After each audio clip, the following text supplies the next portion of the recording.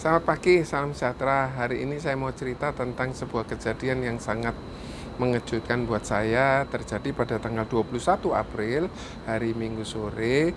Saya dikejutkan dengan sebuah kejadian, yaitu kejadiannya pada saat saya, istri, anak saya, dan ibu saya lagi ibadah.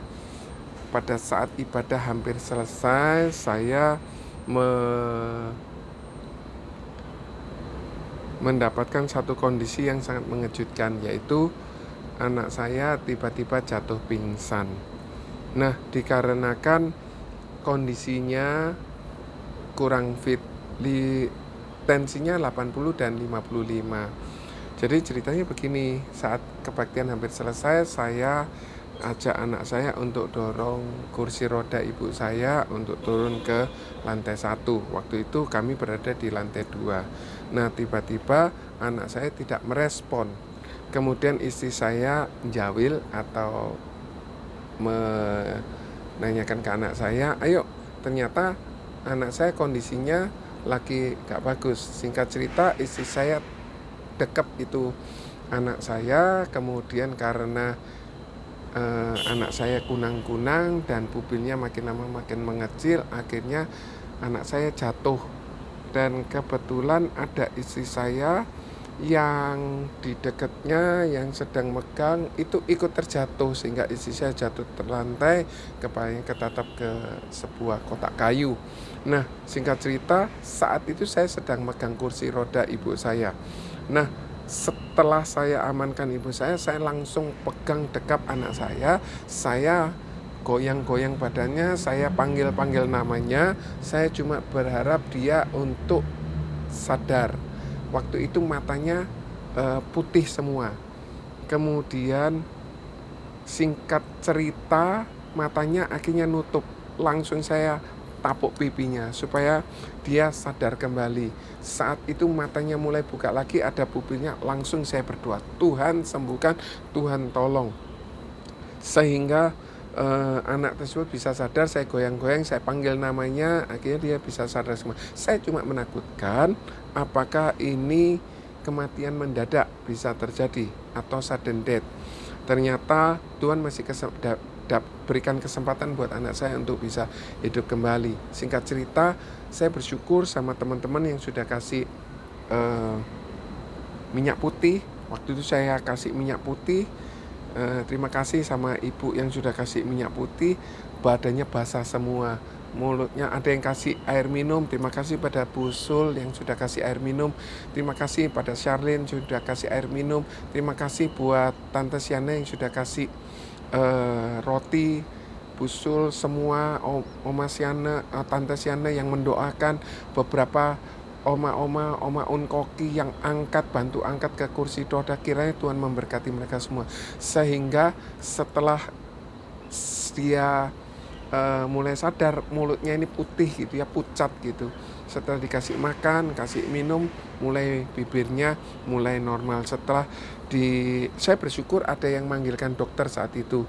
Pikiran saya sudah langsung bawa ke rumah sakit di RKZ. Nah, singkat cerita, ditensi sama dokter Markus. Terima kasih sama dokter Markus. Dan ternyata tensinya 80, tingginya, bawahnya 55. Hal ini yang menyebabkan anak saya pingsan. Nah, singkat cerita, setelah dikasih makan, dokter Markus nyarankan untuk kasih air gula. Terima kasih kepada Tante Yusuf, Ibu Gembala yang sudah siapkan air gula, Kohari yang sudah siapkan teh hangat manis. Tuhan berkati.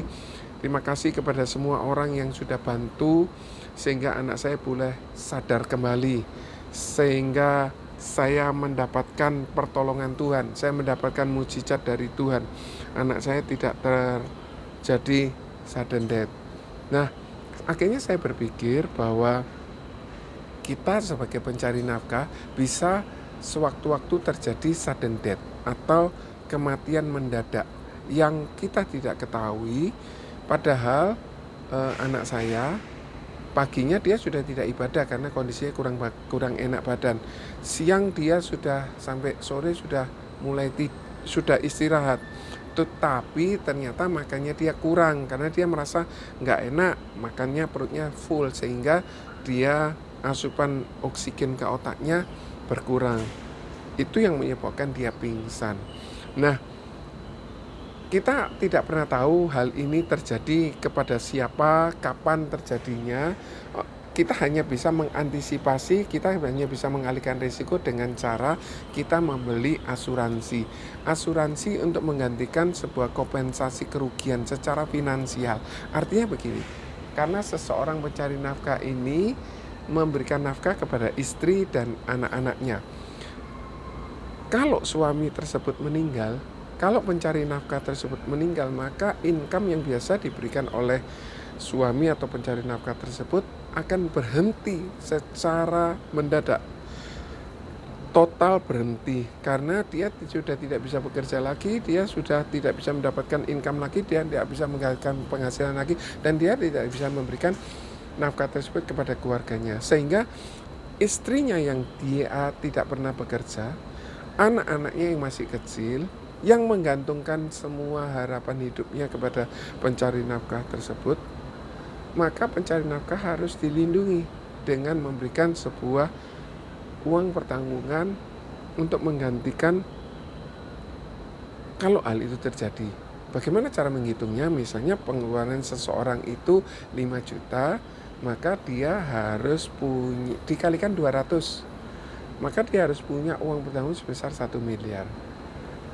Contoh yang lain, kalau misalnya seorang punya uang pengeluaran yang dimiliki setiap bulan 10 juta, maka dia harus kali 200, maka dia harus punya uang 2 miliar. Uang pertanggungan harus 2 miliar. Artinya gini, uang 2 miliar tersebut apabila terjadi risiko kematian mendadak, uang tersebut akan cair.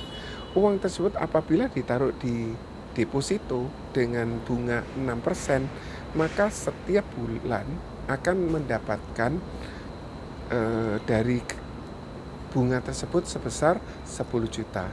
Jadi 2 miliar dikali 6%, 120 juta. Tapi itu bunga setahun, kalau dibagi 12, maka akan bisa mendapatkan 10 juta per bulan. Ini untuk menggantikan income apabila seorang pencari nafkah tersebut tiba-tiba meninggal dunia. Nah, hal itu adalah hal yang bijaksana. Hal itu adalah tindakan untuk mengantisipasi kondisi-kondisi yang tidak kita harapkan. Seperti anak saya pingsan. Oleh anugerah Tuhan, anak saya bisa disembuhkan. Bagaimana kalau misalnya tiba-tiba tidak bisa disembuhkan? Bagaimana kalau misalnya tiba-tiba tidak bisa melanjutkan kehidupannya? Maka keluarganya, istrinya akan mengalami kesulitan, khususnya di bidang finansial. Jadi manfaatkan asuransi dengan melakukan tindakan yang bijaksana. Terima kasih, semoga ini bermanfaat. God bless you all. Bye.